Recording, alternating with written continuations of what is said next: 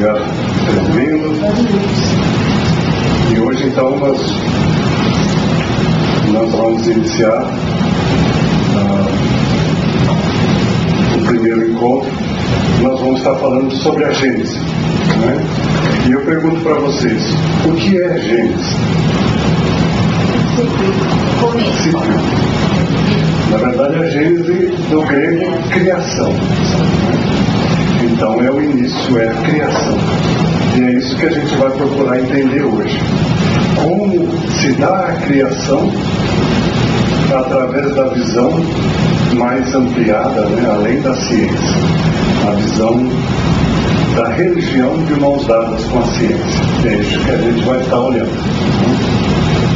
E nós vamos procurar algumas dicas de onde que a gente vai poder estar buscando isso, né?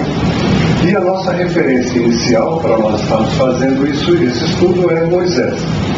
Porque Moisés escreveu a Gênese, né? O primeiro livro do Velho Testamento é a Gênese, que é Moisés, né? E Moisés começa nos trazendo essa primeira informação. No princípio, Deus criou o céu e a terra.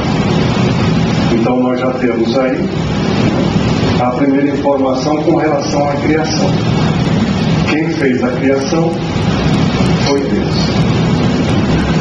Mas aí fica a grande pergunta: mas como Deus cria? Como é que Deus cria? E aí nós vamos buscar algumas outras dicas. E nós vamos usar Jesus. Que Jesus diz: meu Pai trabalha até hoje e eu também trabalho. Então nós já temos Deus, meu Pai trabalha e Jesus trabalha também. Então nós estamos montando o nosso quebra-cabeça para a gente poder ter isso tudo de uma forma a ter a verdadeira noção de como é que a coisa funciona, né? Então a gente pode estar buscando aí, né? Primeiro a gente tem que entender que a criação de Deus é imaterial. Ela é imponderável, é abstrata. Imponderável quer dizer aquilo que não se pondera, que não tem como se medir, não tem como pesar. E também que em Deus tudo é eterno, absoluto, integral, completo e infinito. Nada que Deus cria é sujeito a limitações e mudanças. Porque vocês se lembram que o Espiritismo, quando vai buscar, né, uma definição para Deus, Deus é eterno, né, é a causa primeira, é a inteligência suprema.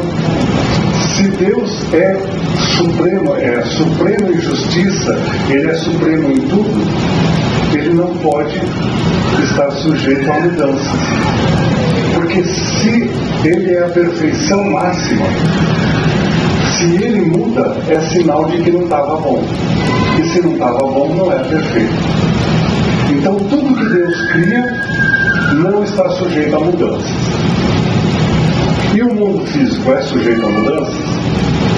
É. Então a gente começa a perceber que deve ter alguma coisa aí. Para uma criação objetiva, limitada, definida, é preciso a ação subjetiva de um ser individualizado.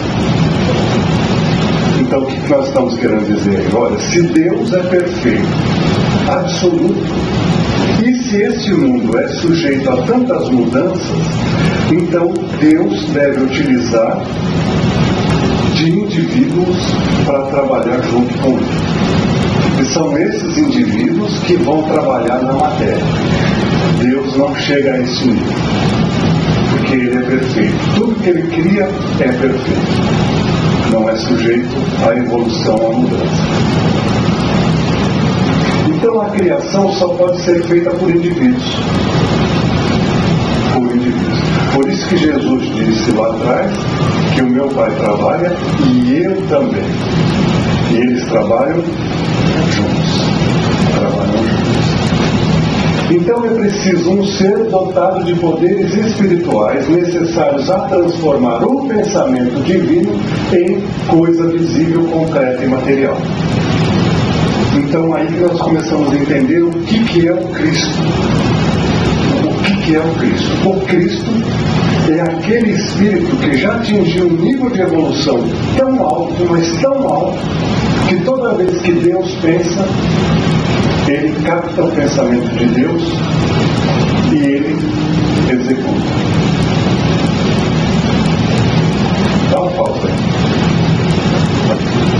Então, gente, para nós entendermos isso, nós temos lá em João 1:1. João começa o seu evangelho nos dando a outra dica que faltava. E João diz: no princípio era o Verbo. O Verbo estava em Deus. Ele estava no princípio em Deus. E todas as coisas foram feitas por Ele. E nada do que foi feito sem Ele. Então João vem no seu Evangelho complementar este nosso pensamento. No princípio era o Verbo. O que é o Verbo, gente? Vamos falar de gramática. O que é o verbo numa oração? É a ação. Então João diz o seguinte, olha, no princípio era o verbo. Então no princípio era a ação. O que é a ação? O que é o verbo? O verbo é o poder criador. Então, o Verbo estava com Deus. Se o Verbo estava com Deus, ele não era Deus. Mas eles estavam juntos. E todas as vezes que Deus pensava, o Verbo executava. E quem é o Verbo? São os agentes criadores. No nosso caso, na Terra, quem é o Verbo? Jesus. Jesus é o Verbo. Jesus é a ação. Jesus é aquele que transformou o pensamento de Deus em realidade. Mas esse não é um privilégio só de Jesus. Não só existem inúmeros Cristos, cada planeta tem um, e aqui na Terra mesmo houve várias situações em que houve uma reunião de Cristos para ajudar nos momentos cruciais, como também há outra situação que a gente vai ver agora. Porque Deus cria sempre. Sempre. Jesus disse, meu Pai trabalha até hoje. Então Deus cria sempre. E toda a criação de Deus possui possibilidades divinas. Então tudo o que Deus cria, como eu disse no início, o que Deus cria é perfeito. Se tudo que Deus cria é perfeito, tem possibilidades divinas. Por isso que Jesus disse para nós, vós sois deuses. Ou, eu traduziria ainda, nós seremos deuses. Porque Deus cria, segundo o Espiritismo, Deus criou o homem simples e ignorante, mas perfectível. Então nós ainda não somos deuses, mas vamos nos tornar. Então o que nós podemos dizer? Que nós somos co-criadores.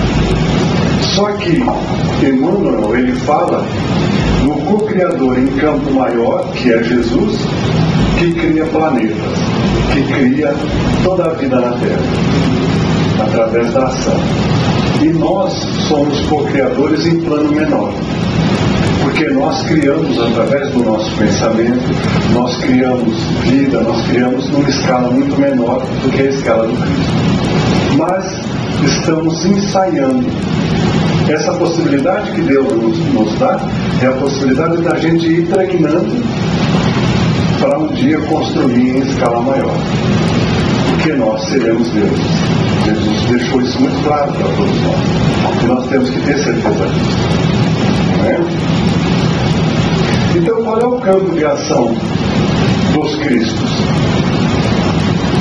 É o universo. É infindável. É imenso. É infinito. Para nós é difícil entender o que é infinito, né? É infinito. E esse espaço todo, ele não está vazio. Ele não é vazio. Mesmo quando a gente olha essa imensidão, a distância de uma estrela, a estrela mais próxima da Terra está não sei quantos anos-luz, acho que é 5 anos-luz. Quer dizer, a luz daquela estrela demora 5 anos, a luz que viaja a mais de 300 mil metros por segundo. Demora 5 anos para chegar aqui. Olha que vazio que tem do Sol até essa estrela. Mas isso não é um vazio, porque envolvendo tudo isso existe o fluido cósmico universal. E o que é o fluido cósmico universal? Os mais poetas dizem que é a respiração de Deus, é o hálito de Deus. Então, nós estamos envolvidos nisso tudo. Toda a criação de Deus, todo o universo está envolvida no fluido cósmico universal. De uma maneira que nós não sabemos, este fluido cósmico universal é Deus. É a forma como ele se espalha por toda a sua criação. Por isso que Paulo diz, né? Nós estamos em Deus, porque nós estamos envolvidos pelo fluido cósmico universal. E o fluido cósmico universal é um material por onde vai o pensamento de Deus, e é justamente desse fluido cósmico universal que esses criadores em plano maior moldam o que vai virar matéria. É do fluido cósmico universal. E agora então nós vamos começar a fazer uma comparação: religião, Cristo e ciência. E nós vamos poder agora estar mostrando o que a princípio pode parecer uma controvérsia, mas que com o desenvolvimento do tempo, cada vez mais isso vai se tornando uma coisa só. E nós vamos procurar comparar a Gênese de Moisés com o que a ciência vem trazendo para nós, do que a gente conhece hoje. E como é que começa lá a descrição que Moisés nos traz? Moisés diz: e disse Deus, haja luz. E aí, daqui a meia hora,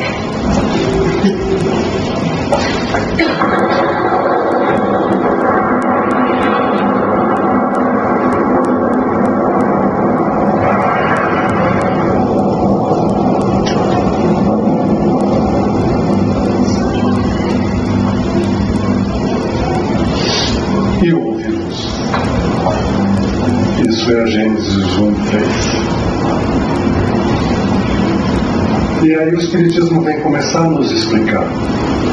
O Verbo de Deus projeta a sua vontade sobre um ponto do espaço infinito, e aí a massa do oceano de fluido cósmico passa da condição estática para a condição dinâmica. Então, havia o nada. O que era o nada? Havia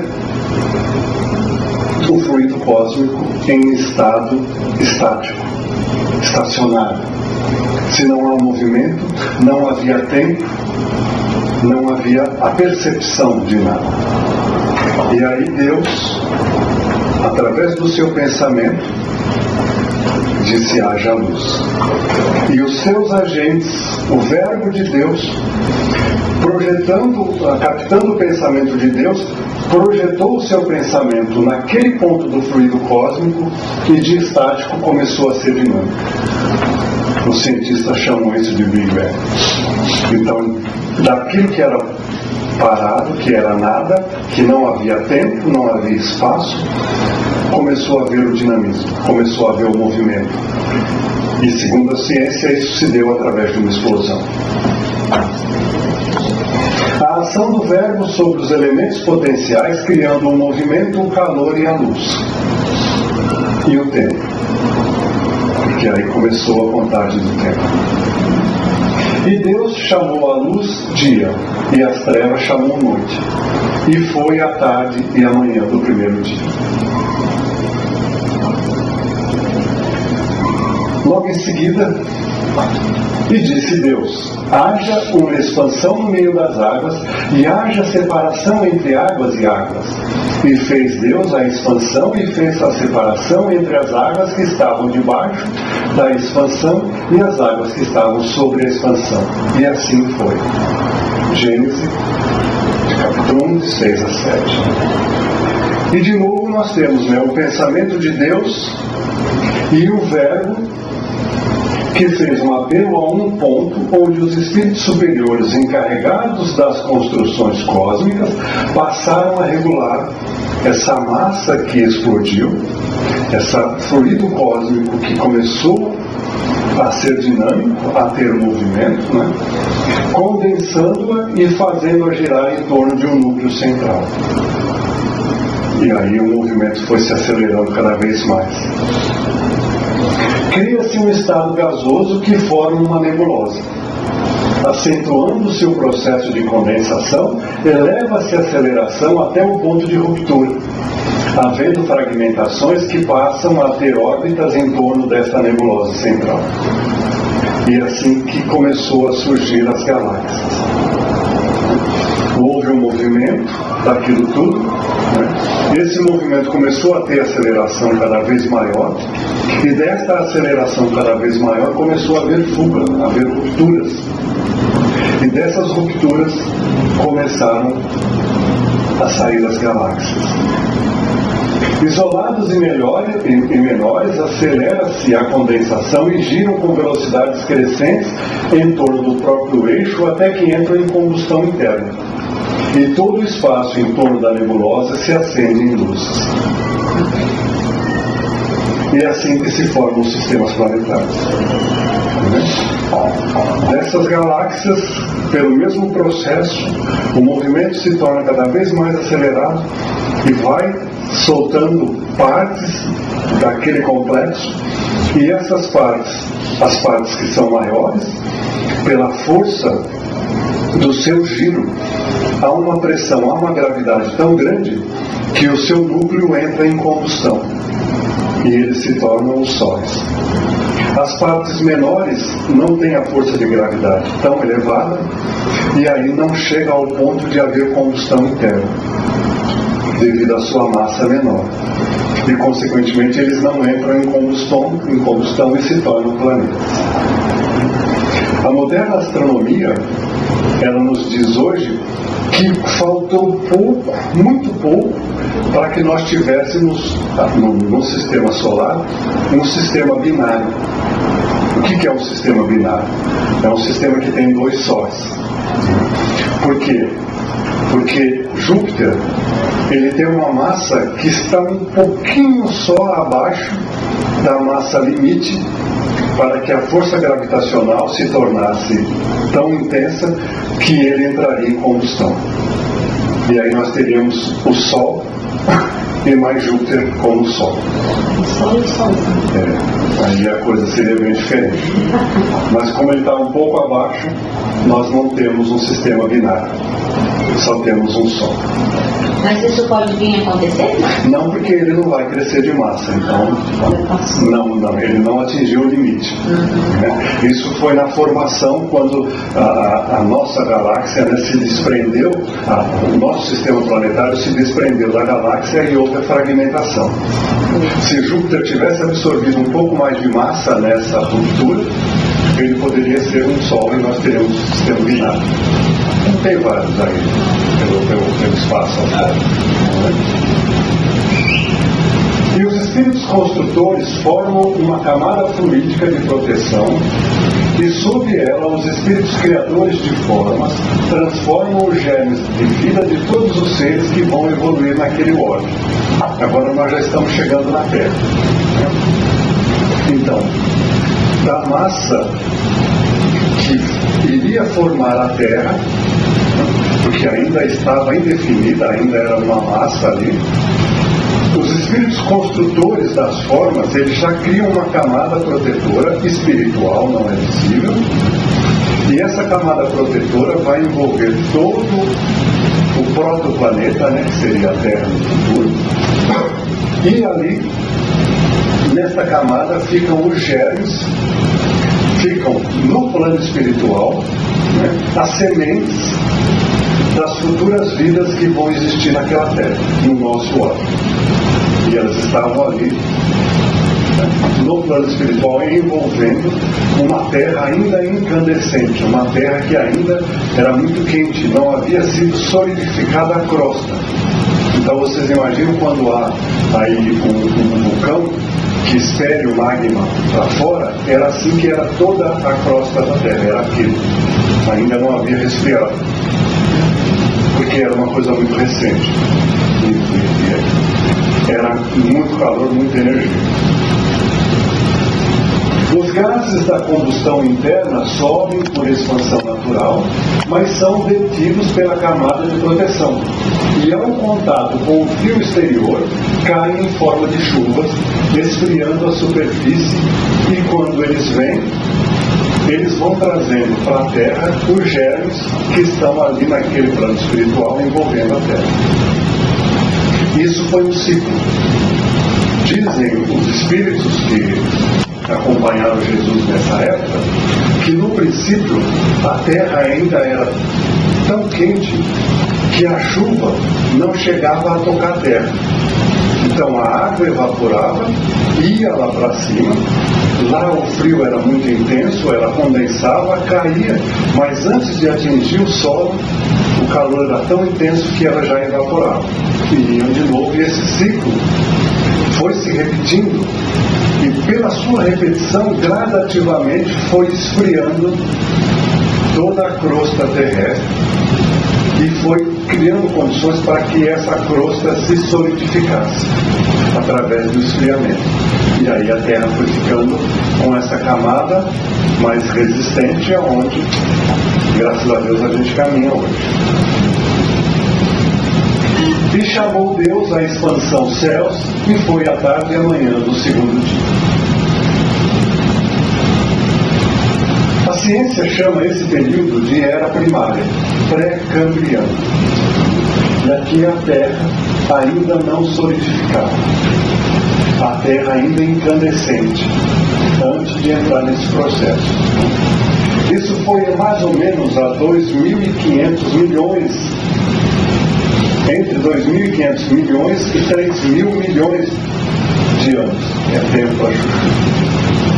E era total ausência de vida, a crosta estava ainda em solidificação. Como eu disse, era chuva e evaporação imediata, a chuva nem tocava o solo, né? E um processo de início de resfriamento da Terra como um todo. E aí depois Moisés continua. E disse Deus: ajuntem-se as águas debaixo dos céus num lugar, e apareça a porção seca, e assim foi. E chamou Deus a porção seca a terra, e ao ajuntamento das águas chamou mares. E viu Deus que era bom. Versículos de 9 a 10. Então, as águas que caíam através de chuva foram caindo na superfície do globo, cada vez mais constante. Como já havia um resfriamento, aquela água já ficava ali, né? E elas vão se unindo, vão formando os mares, e as partes mais altas ficam secas e vai aparecendo a terra. E agora, como já havia terra e a água já começava a se reunir, esses germes, né, que vinham do plano espiritual, que vinham do espaço, já começam a encontrar condições de germinar nas águas e nas terras. E aí vai surgindo as plantas primeiro. E foi a tarde e a manhã do terceiro dia. E Moisés continua. E disse Deus: haja luminares na expansão dos céus para haver separação entre o dia e a noite, e sejam eles para sinais e para tempos determinados e para dias e anos. e sejam para luminares na expansão dos céus, para iluminar a terra, e assim foi. E gradualmente esse processo de chuva constante que havia, de vapor que havia cobrindo toda a terra, né, vai diminuindo. E chegou um dia que, se houvesse já um ser inteligente ali, ele iria ver pela primeira vez o sol brilhando. Porque as nuvens que envolviam totalmente o planeta começaram a desaparecer. Assim como as estrelas e os outros astros brilharam na noite no firmamento límpido. Porque esse ciclo de chuvas constantes, a temperatura da Terra já não era tão quente e a água se mantinha mais em estado líquido e não evaporava tão rapidamente.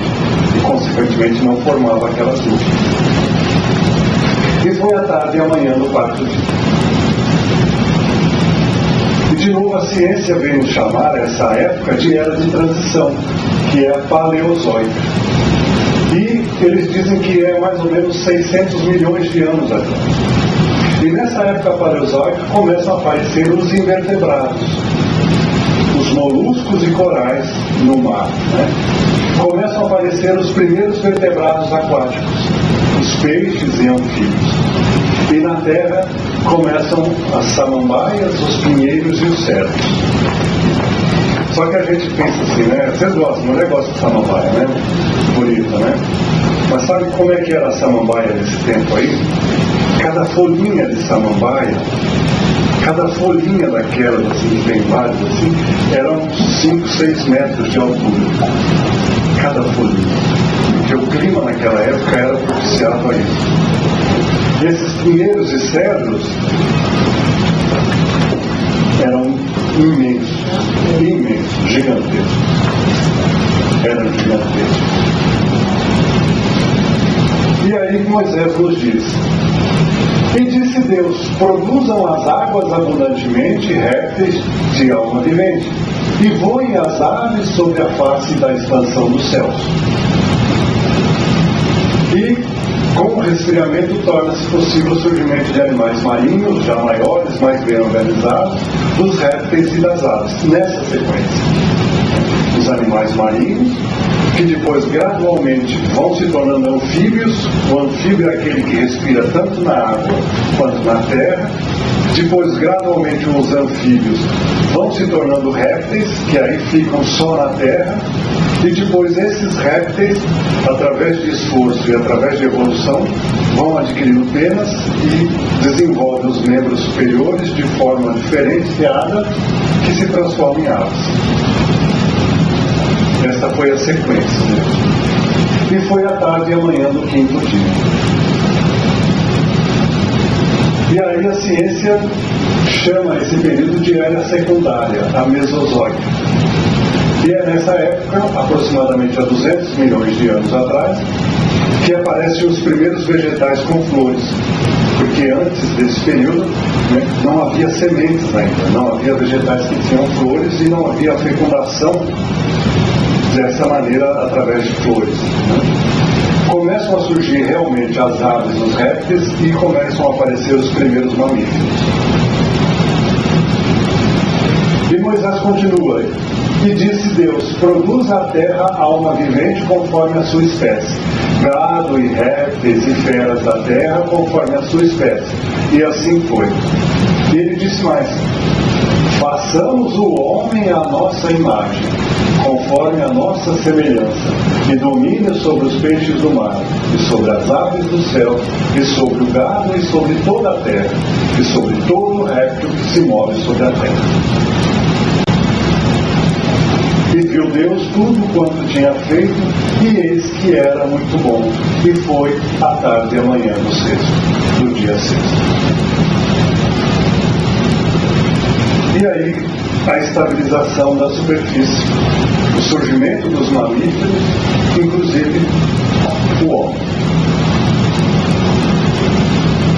E a ciência chama esse período de era terciária, a Cenozoica, né? Há aproximadamente 100 milhões de anos atrás, quando predominava aqui na Terra os mamutes, os mastodontes, e a vegetação já não tinha aquela samambaia, já não tinha aquelas árvores tão gigantescas, já era muito semelhante ao que a gente tem hoje. E também vem a era quaternária, ainda no Cenozoico, quando há 12 milhões de anos atrás aproximadamente surge o Titio, começa a ter a era glacial, aparece o homem de Neandertal, começa a ter um período de aquecimento, de gelo, de dilúvios e depois de resfriamento, e finalmente aparece o Homo sapiens. Homo sapiens, que nós somos o Homo sapiens sapiens. Então esse aqui é o primeiro ser inteligente, o primeiro homem, efetivamente. O Neandertal ainda era hominídeo, aqui já é homem. E havendo Deus acabado no dia 7º a obra que fizera, descansou no 7º dia de toda a sua obra que tinha feito. E Deus descansou. Gênesis 2:2. Então, antes da gente continuar, nós vamos dar um break aqui. Nós vamos dar um break porque Deus criou o mundo em 7 dias, não é isso? Não. 7 dias. Está escrito na Bíblia. Está escrito lá. Mas aí, o que a gente tem que entender é o seguinte: Deus criou o mundo em 7 dias. Criou o mundo em 7 dias. Nós só não sabemos quanto vale cada dia da criação. Moisés está dizendo: olha, Deus não criou o mundo assim. Levou tempo. E Moisés chamou esse tempo de dias. E Moisés disse que Deus gastou 7 dias para criar o mundo, para criar tudo que tem aí. Então, quanto vale cada dia da criação? Aí nós vamos buscar socorro com os universitários. E no caso aqui dos nossos universitários, ele se chama Haroldo Dutra. Porque quem foi lá assistir a palestra dele lá em Inútil, quando ele falou dessa transição planetária, ele nos introduziu uma coisa que chama-se Shavua. A Shavua, ela está dentro da tradição hebraica e está dentro da Kabbalah, ou Kabbalah, não é? Que é a parte mística do hebraico, que está muito voltado com números. Então essa Shavua tem uma tabela que consta na Kabbalah. Então nós vamos começar, isso tudo é tirado da própria Bíblia. E na palestra lá, se vocês a palestra está gravadinha, tem muitas pessoas que têm o DVD, lá em Multitem. Eu posso alugar por um preço baratinho, se vocês estiverem interessados. E lá está, o Haroldo ele vai dizendo cada um onde consta, em qual parte da Bíblia. Eu pulei essa parte, mas nós vamos ver o seguinte: existe a Shavua de dias. Então, quando na Bíblia está escrito lá 7 dias, cada dia é um ano. Então, a Shavua de dias, quando está escrito 7 dias, a gente tem que entender 7 anos. Ok? Mas não é só essa. Porque tem a Shavua de semana. Quantos dias tem a semana? 7. Então, é 7 vezes 7. Então, a Shavua de semana tem 49 dias, que equivale a 49 anos. Quando na Bíblia está lá 49 dias, na verdade quer dizer 49 anos. Ok? Mas não para por aí. Porque tem a Shavua de meses. Quantos dias tem um mês? Em média convencional, 30 dias. Então 7 vezes 30. Então 7 meses tem 210 dias, que são 210 anos. Então quando diz lá, não é, que foram meses, quer dizer 210 anos. Mas não para por aí, porque tem a Shavua de anos. Quantos dias tem um ano? 360. Sempre 7, gente. Porque 7 é um número místico da Cabala. Sempre 7. 7 vezes 360. Então, quando fala anos, são 2.520 dias. Cada ano tem 2.520 dias. Então, quer dizer 2.520 anos. Então, quando diz na Bíblia ano, é 2.520 anos. Ok? Tem a Shabua de semana anos. Quantos dias tem a semana? 7. Só que em vez de dias é anos. Então 7 vezes 7, que dá 49 anos, que é o ano do jubileu. É um ano especial para a tradição judaica. É um ano em que eles comemoram de forma diferente. O ano do jubileu é totalmente diferente. Chega de Shabua? Não. Ainda tem a Shabua de milênios, que são 1000 anos. 7 vezes 1000 anos, 7.000 anos. Essa é a semana adâmica. Quer dizer o quê? Quer dizer, pela tradição judaica, quando que Adão apareceu na Terra? Há aproximadamente 7.000 anos atrás. Ok? Mas tem mais. Tem a Shabua de Eras, que é justamente a semana de criação de Deus. E quanto vale 7 vezes quanto? Vocês não sabem? Só Deus sabe. Não é da nossa conta ainda. Quando nós formos espíritos crísticos, nós vamos descobrir. Por enquanto, fique na tua, não se importe com isso. A gente deixa muito claro quando fala criação do mundo, fala assim, deixa muito interessado no nosso pensamento só no planeta Terra. A gente esquece das outras galáxias. Mas é tudo. Não é? Quando criou tudo. Fala em tudo, mas a Bíblia deixa só mais 3, 4, 6, 6 e o resto. Porque a Bíblia está falando da história do povo judaico. Exato. Está falando da história do povo hebreu. E aí eles vão se focar na Terra. Na Terra. Marcos, eu gostaria de fazer uma pergunta que, tipo assim, eu já sei a resposta, mas é só para que fique um pouco claro, só para você poder explicar para as pessoas que estão assistindo. Com relação, né, a Moisés, por que ele colocaria, né? Por que não colocaria claramente tudo isso que você mostrou, assim, né? Dando essa explicação toda, né? Por que ele não colocaria assim? Ele colocou igual, ele colocou tipo 7, foi feito em 7 dias. Por que esse? Porque primeiro nós temos que entender a cultura judaica. Primeiramente, a cultura judaica, na época de Moisés, ela não era uma cultura de escrita. Era uma cultura de tradição oral.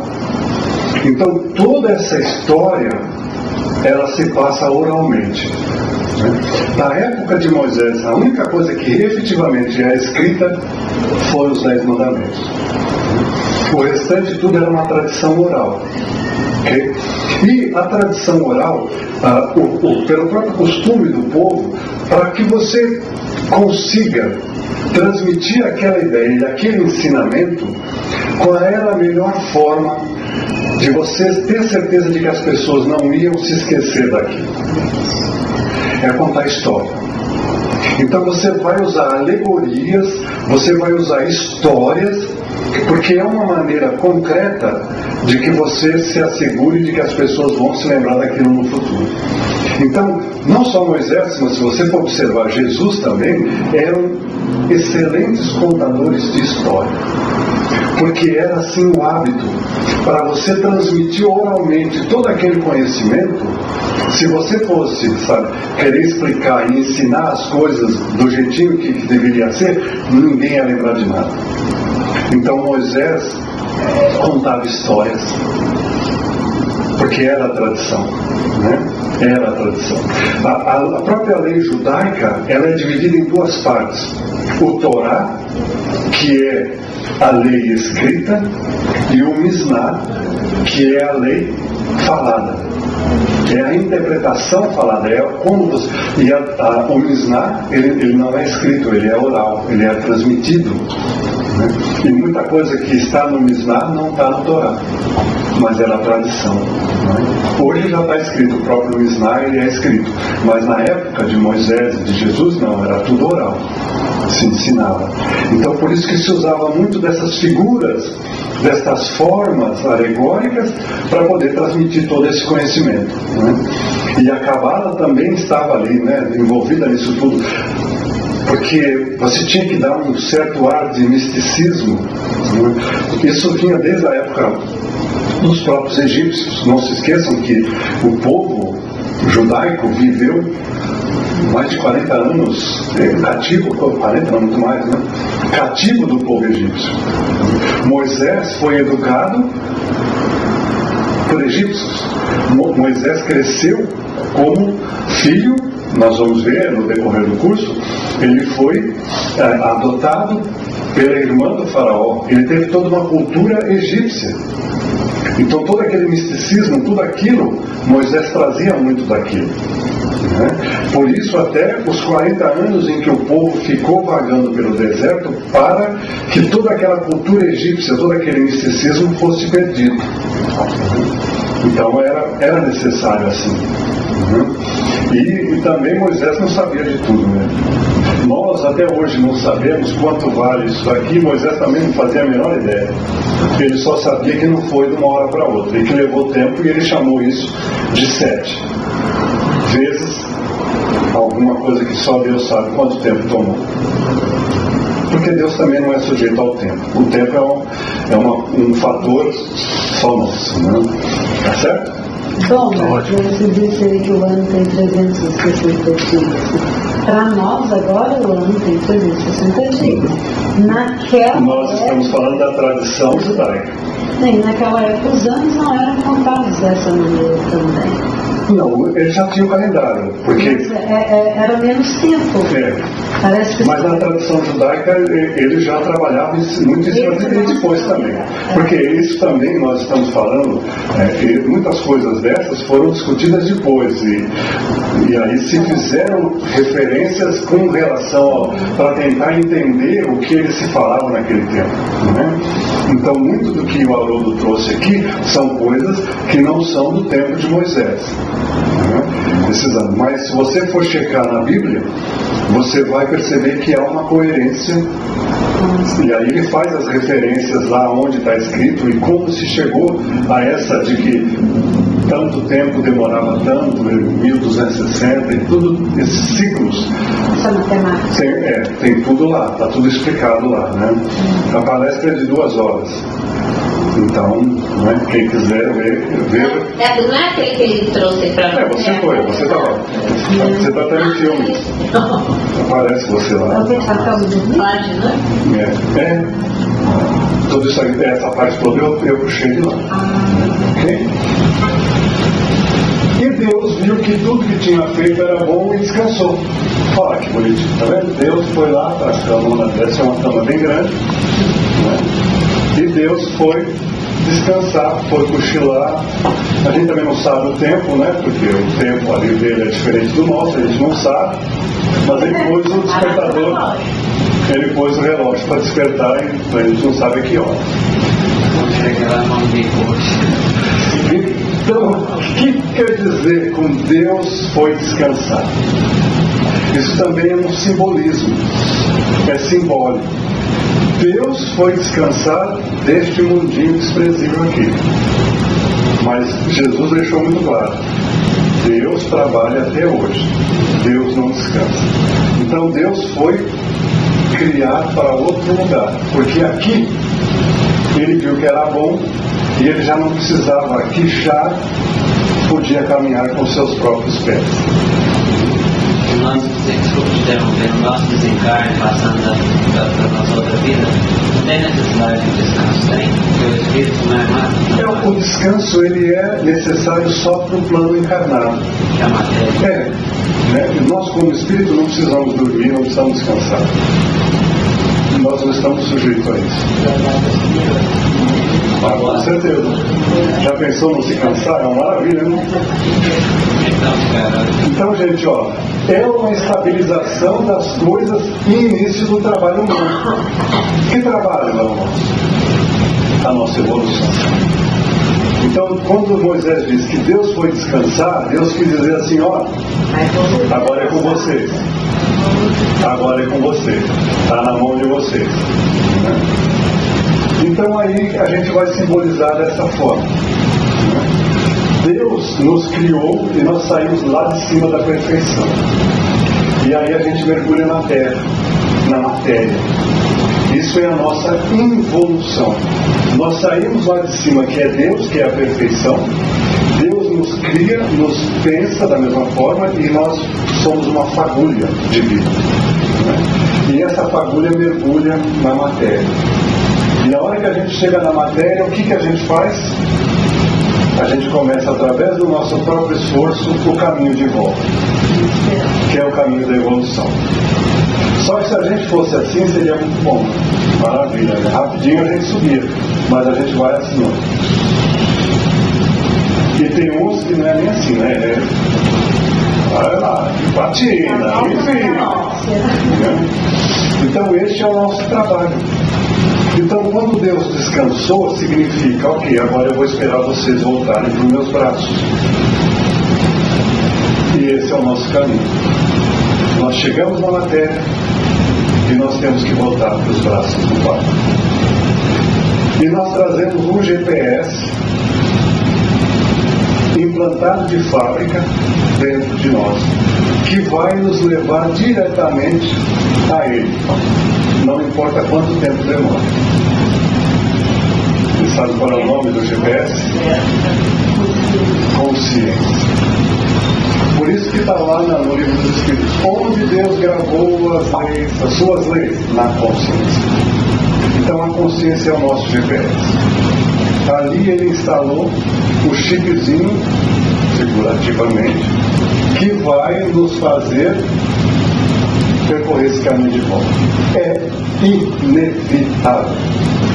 Por mais que a gente se esforce para não fazer esse caminho, não tem jeito. Nós todos vamos evoluir. A evolução é uma lei de Deus. E como ela é lei de Deus, ela é universal e inevitável. Não tem como. Nós podemos retardar. Por quanto tempo? Até que a dor venha e nos impulsione para frente. E a percepção de dor de cada um é diferente. Alguns com um leve cutucão já é suficiente para andar. Agora outros, haja cutucão, haja pancada, haja sofrimento, para eles se moverem 1 milímetrozinho que sequer na direção de Deus novamente. Okay? E este caminho, ele é um caminho de vários níveis. E aí nós temos as esferas. A nossa crosta aqui, a nossa terra, e nós temos aqui a primeira esfera, que é dos espíritos inferiores. Depois aqui são várias, não é assim estanque desse jeito, né? Aqui existem subdivisões ao infinito. Né? Depois temos aqui os bons espíritos. Depois nós temos dos espíritos superiores. Depois nós temos aqui a esfera crística, os espíritos da esfera crística, que trabalham junto com Jesus, mas ainda não são. E aqui em cima a esfera crística, que é a mais alta aqui, no nosso órgão. Okay? E nós vamos, e lá em cima Deus iluminando a tudo isso. E este nosso caminho de espirais, ela vai percorrer todo este caminho. Até que a gente chegue lá em cima, na esfera crística, e aí o que nós vamos ser? Vamos ser o Verbo de Deus. Aí nós vamos ter o direito de captar o pensamento de Deus e ajudar na formação de um planeta e de ser o governador planetário também. Pode levar milênios, não importa. Todos nós. Até o mais perverso, até o mais ignóbil dos seres humanos vai chegar lá um dia. É inevitável. É a única fatalidade que existe. Quando Deus nos criou, nós temos essa fatalidade. Todos nós vamos ser perfeitos, como perfeito é o Pai que nos criou. É uma questão de tempo. E envolve o nosso esforço. E como é que é essas esferas? Então lá, os espíritos inferiores, nós aqui, somos maus? Não, nós já, graças a Deus já não somos maus, nós somos ignorantes, com certeza. Somos sofredores, porque queremos. Habitamos as trevas, o umbral e a crosta. Estão encarnados ou desencarnados. Os dois lados. Depois tem os espíritos bons. Os espíritos que trabalham no socorro e na regeneração na crosta e no espaço. Auxiliam os familiares, são os protetores individuais.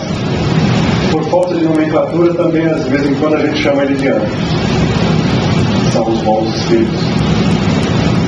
Há os espíritos superiores. Esses já trabalham na administração e construção do cosmos sob as ordens dos espíritos crísticos. Eles regulam as encarnações e desencarnes coletivos. E também, às vezes, denominamos como arcanjos, para ficar mais fácil identificar. Aí temos os espíritos crísticos, que agem como o verbo de Deus. São os co-criadores em escala maior. Possuem natureza essencial e infinita capacidade de amar. São chamados espíritos salvadores, espíritos redentores. Se reuniram na esfera da Terra em duas oportunidades. Quando a nossa esfera se desprendeu da nebulosa solar, quer dizer, quando a Terra se individualizou, quando a Terra deixou de fazer parte daquela massa que viria a ser o sistema solar. Aí houve uma reunião de espíritos crísticos para auxiliar neste momento crucial, quando a Terra ia se individualizar. E a segunda vez foi quando da descida do único membro desta classe que já veio à Terra, nosso querido Mestre Jesus. E o objetivo deste curso é entender o que ele veio fazer aqui, entender qual foi a mensagem que ele procurou trazer, qual foi as ferramentas e os meios que ele utilizou para nos ajudar e amar um pouco mais essa grande figura, o nosso irmão mais velho. É isso que vai se resumir, esses encontros todos que nós faremos do aprendiz do Evangelho. É entender essa vinda dele, por que ele veio, para que ele veio e o que ele espera de nós. Porque da mesma forma que o Pai criou o universo, criou a Terra e depois foi descansar, quer dizer, foi para outro local e deixou a coisa para nós. O Cristo, o amor, veio à Terra, nos deixou o seu Evangelho de luz e também foi trabalhar para outros locais. Porque a partir do momento em que ele nos deu essa coisa tão fabulosa que é o Evangelho, nós tínhamos em nossas mãos o roteiro seguro para fazer tudo o que ele fez e muito mais. Que ele também garantiu isso para nós. E como Deus disse, agora está na mão de vocês, Jesus também disse, agora está na mão de vocês. Nós estamos prisioneiros da matéria. Jesus, com seu imenso amor, nos deu a dica. Conheça a verdade e a verdade vos libertará. O nosso propósito aqui é tentar chegar o mais perto possível dessa verdade, para que a gente possa se libertar e acelerar o nosso caminho de volta para o Pai, acelerar o nosso retorno dos braços imensos de Deus que nos aguarda lá pacientemente. Tome o tempo que tomar, mas Ele tem a certeza, nós vamos voltar para lá. Ele sabe, e Ele espera, e Ele nos compreende, porque Ele sabe que, por pior que nós possamos parecer hoje, nós vamos ser perfeitos. DNA. O DNA divino. Tá certo? Então essa é a mensagem. Esse é o nosso pontapé inicial. Eu agradeço muito vocês terem tido a paciência de vir aqui de novo. Só uma perguntinha. Pode perguntar. A gente vai vendo nas próximas